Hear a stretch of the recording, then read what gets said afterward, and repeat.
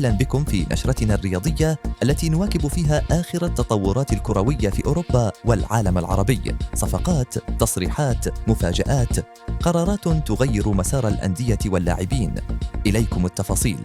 نبدأ نشرتنا من إسبانيا، حيث أثار اللاعب إيسكو الجدل بعد تصريحات قوية عن فترته السابقة مع ريال مدريد، حيث قال إن السبب وراء فشله هناك يعود إلى الضغوط وعدم منحه الثقة الكاملة. وفي المقابل أشاد إيسكو بتجربته الحالية مع ريال بيتيس، مؤكداً أن الفريق أتاح له الحرية والراحة النفسية، وهو ما سمح له بالعودة للتألق واستعادة مستواه الحقيقي. ومن إنجلترا، دخل مانشستر يونايتد رسمياً في مفاوضات مع مهاجم تشيلسي لتعويض غياباته الهجومية الكثيرة خلال الموسم الماضي. هوية اللاعب لم تعلن بشكل نهائي، لكن التوقعات تشير إلى أن الأمر قد يحسم خلال أيام، خاصة مع رغبة الشياطين الحمر في تدعيم خط الهجوم قبل بداية الموسم. وفي مفاجأة من العيار الثقيل، كشفت مصادر مقربة من نادي سبورتينغ لشبونة البرتغالي أن النجم المخضرم لويس سواريز قد يعوض رحيل المهاجم فيكتور جيوكيريس الذي بات قريباً من مغادرة الفريق. سواريز رغم تقدمه في السن لا يزال يعتبر إضافة هجومية كبرى، خاصة بخبرته الكبيرة في أوروبا وأمريكا الجنوبية. وبالعودة إلى لوكا مودريتش، فقد كشف النجم الكرواتي في فيديو مصور عن السبب وراء اختياره الانتقال إلى نادي ميلان الإيطالي. مودريتش قال إن ميلان يمثل له الهدوء، التاريخ والطموح الأوروبي، وأضاف أنه شعر بأن وقته مع ريال مدريد قد انتهى، وأنه بحاجة إلى تحد جديد في مكان يقدر اللاعبين الكبار. في مصر، أعلن نادي الزمالك عن برنامج معسكره الإعدادي، والذي يتضمن 3 مباريات ودية في إطار التحضير لانطلاقة الموسم الجديد.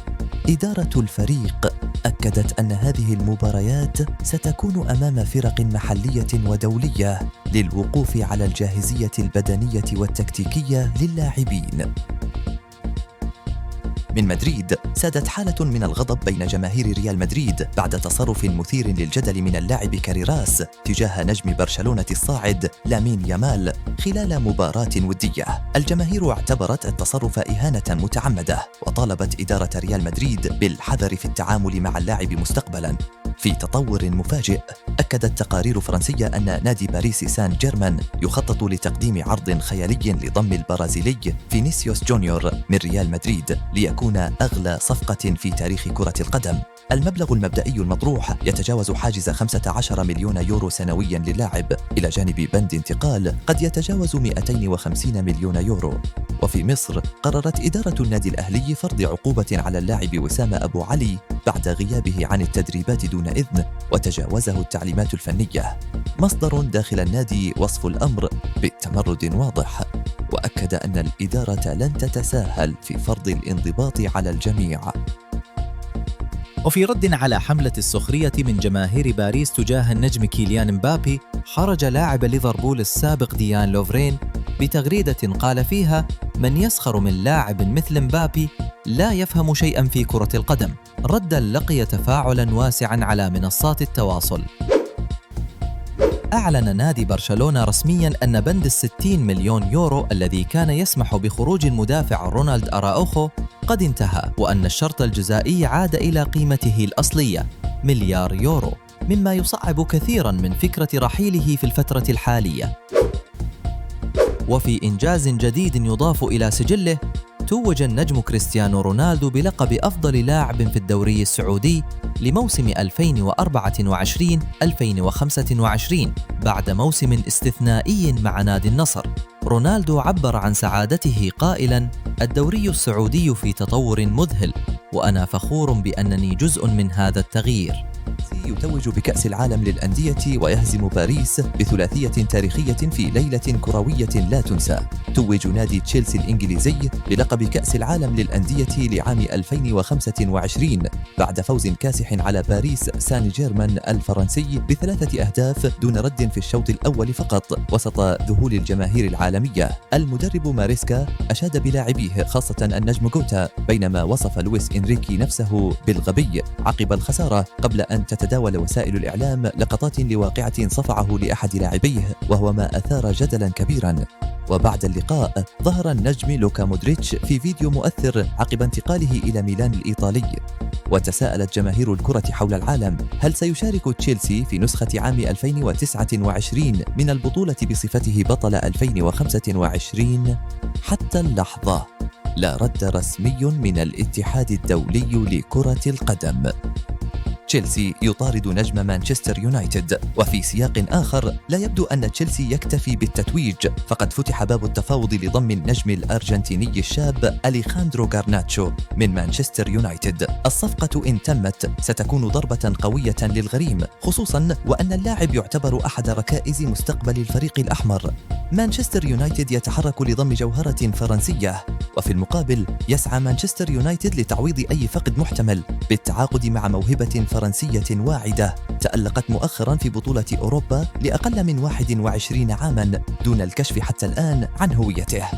إنتر ميلان يدخل السباق لضم نجم ريال مدريد السابق في إيطاليا. تحرك نادي إنتر ميلان رسميا لمحاولة ضم نجم سابق في ريال مدريد وسط منافسة شرسة من أندية تركية وبرازيلية. الصفقة قد تحسم خلال أيام، خاصة مع إبداء اللاعب رغبته في العودة للواجهة الأوروبية. الأهلي المصري يعيش أجواء مشتعلة، وننتقل إلى القاهرة حيث تشعل التحركات والقرارات المشهد داخل الأهلي. النجم وسام أبو علي يطلب الرحيل رغم إعلان النادي استمراره. مصادر مقربة تؤكد وجود خلافات قد تصل إلى فسخ التعاقد أو انتقال اللاعب خارج الدوري المصري.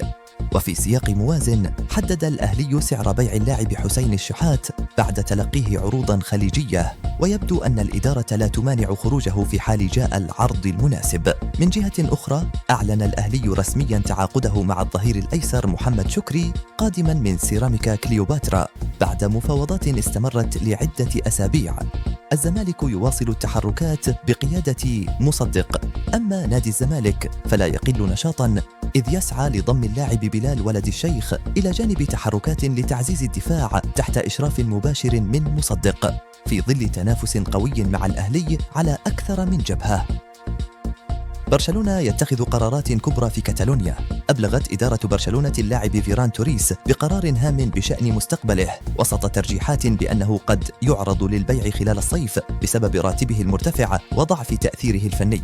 وفي خبر آخر أعلن النادي عن ضم اللاعب الشاب بردغجي صاحب الأصول العربية في عقد طويل الأمد حظي بإشادة واسعة داخل الأوساط الفنية. يوفنتوس يراقب نجم برشلونة السابق، أما يوفنتوس الإيطالي فقد بدأ بمراقبة نجم سابق في برشلونة يلعب حاليا في أحد أندية الليغا المتوسطة. الحديث يدور عن استعادة خدمته خلال الميركاتو الصيفي مع توقع إعلان رسمي في غضون أسبوع. في السعودية اشتعل سوق الانتقالات بعدما دخل نادي الهلال رسميا في صراع لضم مهاجم ليفربول داروين نونيز بتوصية خاصة من المدرب إنزاغي. التحرك يعد جريئا خصوصا بعد فشل النادي في التوقيع مع هاري كين وفيكتور أوسيمين، وهو ما يؤكد أن الهلال مصمم على ضم نجم عالمي هذا الصيف. إلى هنا نكون قد وصلنا إلى ختام نشرتنا الرياضية لهذا اليوم. من تتويج تشيلسي العالمي إلى تحركات الهلال الجريئة، ومن صفقات الأهلي والزمالك إلى مفاجآت برشلونة ومانشستر، المشهد الكروي يزداد اشتعالا كل يوم. الكرة لا تتوقف وسوق الانتقالات لا ينام. ابقوا على المتابعة لمزيد من التحديثات ودمتم بخير.